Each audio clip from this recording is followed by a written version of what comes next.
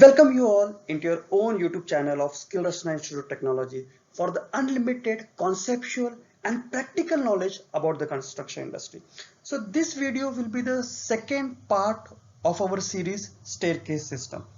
Those who have subscribed our channel, they know that stuff, or the viewers who watch our videos frequently, they know in every video we used to bring some of the practical or amazing fact relevant with the topic. So in this video we are going to discuss about the design steps for staircase system, and we are also going to bring you an amazing fact relevant to do with that.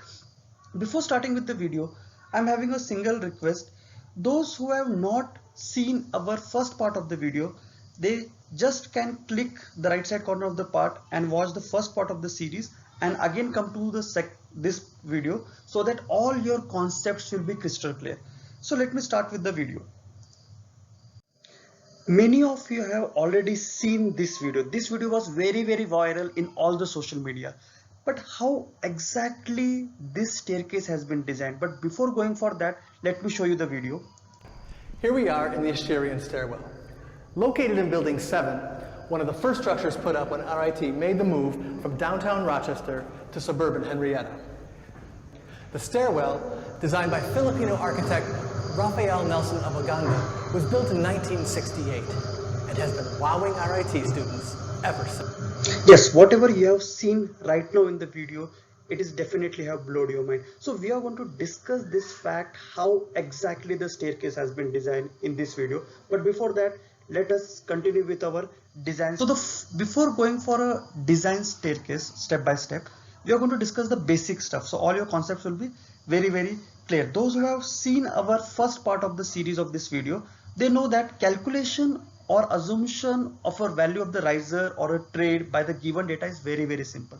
But whenever we are saying design steps for a staircase, basically we want to say design of a waist slab. We need to consider some of the data before starting with the design. The first fact is that whenever we are going to design the waist slab, we need to consider the width equals to 1000 mm. So whenever we are going to use the B, that is a dimension or the length of the waist slab, that we are going to take as a 1000 mm. The second part which we are going to do is we are going to draw a staircase into the plan. The reason is that so that we can easily able to calculate the clear span. Clear span basically the distance between the two beams which is supporting the staircase slab. So let me put you into the very simple example. You are able to see in the plan, we are able to clearly see the clear span between the two supports is 5520, and those who have seen the first part of the video, they are aware of the fact that this is the third type of a staircase slab with supporting beams at the outer edge of the landing, which is the part of a dog leg staircase.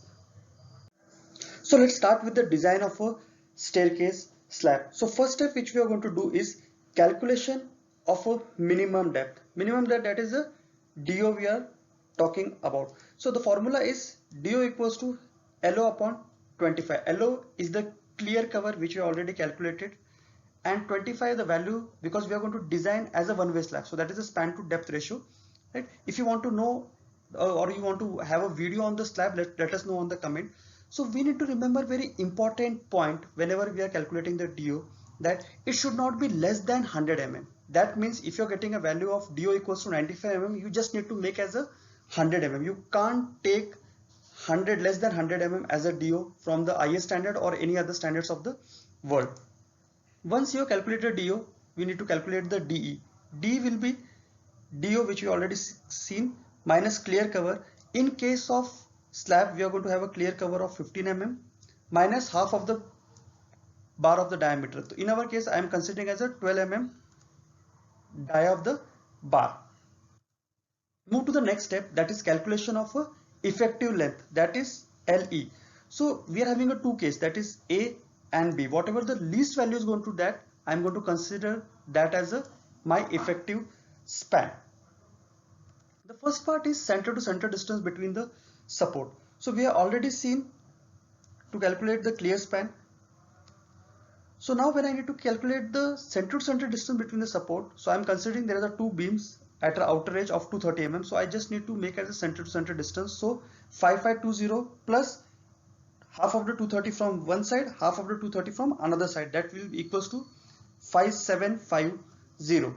And similarly we need to calculate the clear span and the DE, which we have already calculated in this step. So whatever is going to be least of them, that will be my effective span. Next is calculation of the load. So basically waste slab is going to have four types of a load. That is, first is slab load, that is equals to overall depth, which we already calculated, multiply by hypotenuse upon trade. So trade we can easily able to calculate and we know that stuff, but how to calculate the hypotenuse? For that you need to refer this diagram. Hypotenuse means basically I am asking about the hypotenuse of a single step. We are having a riser, we know the trade, so we can easily calculate the hypotenuse by Pythagoras theorem, as you are able to see in the image. So multiply by the 1 and multiply by the 25. So 1, as we have already seen, we are going to calculate or we are going to design for 1000 mm or 1 meter. So that is the same one we are designing for. Multiply by the 25 kilonewton per meter cube. Second, the step load, half of the riser, multiply by 1, multiply by 25 kilonewton per meter square. So whatever the value I am going to get in kilonewton per meter. Similarly, for flow finish load, you can assume anything between 1 to 1.25 kilonewton per meter square. Next is the live load. We need to take the live load. We are going to see in the next part of the video. So you are going to understand how to derive or how to take the live load for different kind of a structure. So I'm just going to make the addition of all that stuff. I'm going to calculate the summation of W. The unit will be kilonewton per meter. Now you may be assuming what is the 25 is. Basically the 25 is the density of the concrete. So that is why I'm everywhere, whenever I'm going to calculate the self load, I'm going to multiply with the density of the concrete. So this is the total load. So when I need to do the design, I need to consider the factor load or the design load. The factor load means FD. So I just need to multiply by 1.5, whatever that total load I have derived. Moving to the next. So that is, you can directly take the live load for the various type of a structure. I have already put into the table. Like for example, if you're designing a residential building and you're designing for a normal slab or a floor slab, you need to take a 2 kilonewton per meter square. If you're designing for a staircase or a balcony, you need to take as a 3 kilonewton per meter square. Similarly, you can see for different structures we are having. Now we need to go for a fourth step, that is the calculation of maximum bending moment. So BMX equals to factor load, which we have already seen, multiply by effective length that you have calculated in step 2 square and divided by complete 8. So I'm going to get the BM max. Now the next step is calculation of check for the depth. So how I'm going to check the depth, that is MR.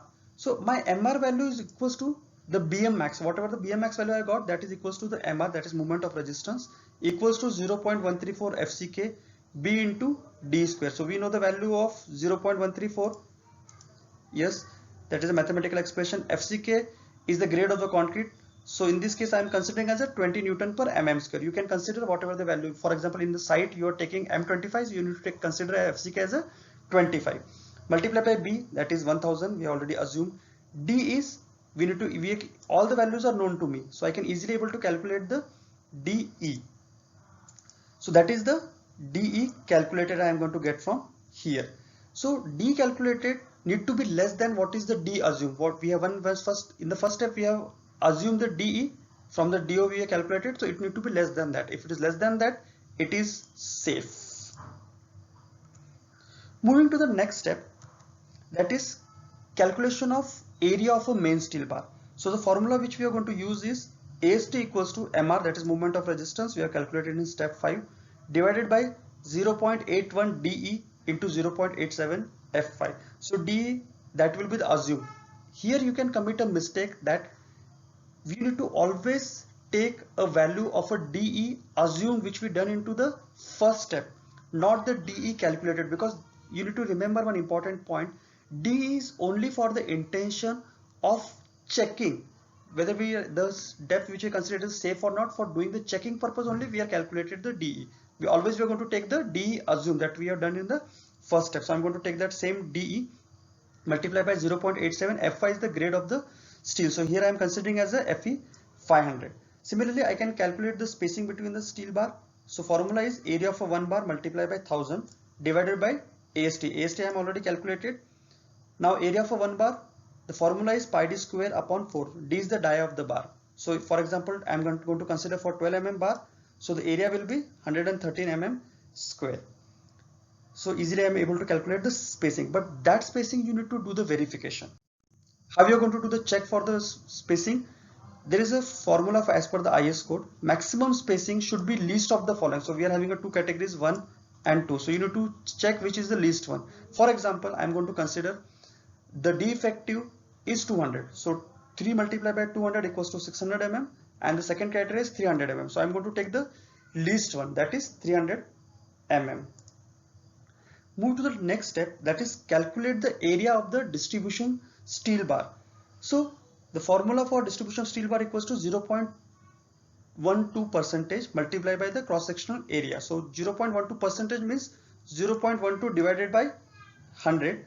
So cross sectional area means we are designing for 1000 mm. So 1000 mm multiplied by the overall depth, which we already calculated in our first step. Similarly, the formula is going to remain the same for calculating the spacing, that is area of one bar multiplied by 1000. So area of one bar is same, having a formula you can easily able to calculate. And similarly, that we need to do the check for the spacing. This maximum spacing can be provided is least of the following, that is 5 DE or 500. So I'm going to provide which is going to be the least one. Now let's move to the next step, that is after getting all the design we need to prepare a schedule for our answer and draw a sketch of the reinforcement. So I hope if you are having any kind of small query, let me know in the comment, or when you are going to see the actual design which you are going to cover into the next video, you are going to get all your concepts clear. So let's come to the very interesting part of the video. You have seen various kind of steps into your life. Some we used to get down, or some we used to get climb up, but you have not seen the staircase which we have seen at the start of our video. A person is climbing up and he's coming from a downward side. How exactly? Everyone who has watched that stuff has blown their mind. So what exactly the design concept behind that? We have done lot of research on the net, and what we find is definitely going to blow your mind, right? So let me tell you in a very simple word. This video has put a lot of stress on many of the civil engineers, architects, how exactly that has been possible. So the person who has uploaded the original video, believe me, it is nothing but using the modern era technique. So how exactly that has been done? So for that we need to see the video in a very slow pause. Now you're able to see in the video the person is just moving climb up. So camera is just moving up in the direction. So the person who is doing the acting of an anchor, or the student who become the student, basically they are having the actors in the social network site. So what exactly done in this video is just a simple masking. Those who are into the field of video editing, they know that how exactly the masking can be done. So just I'm going to explore you what exactly has been done. So now you're able to see the camera is just moving up, right? So recording is going on. So as the person is going to hide behind the walls, just camera has been put into the standby mode. Now the person need to be moved downward staircase, right? And again is going to take a position. Again the camera is going to start it, and the camera is going to put on a lower side slow by so that is going to give me an impression that it is a continuous process and the person going to come from a lower side. So that is the way they have did such kind of a addition part. If you learned or enjoyed the amazing fact, kindly like this video and subscribe to our channel for the unlimited conceptual and practical knowledge from the Skill Rush Institute of Technology. So see you soon on the next video. Thank you.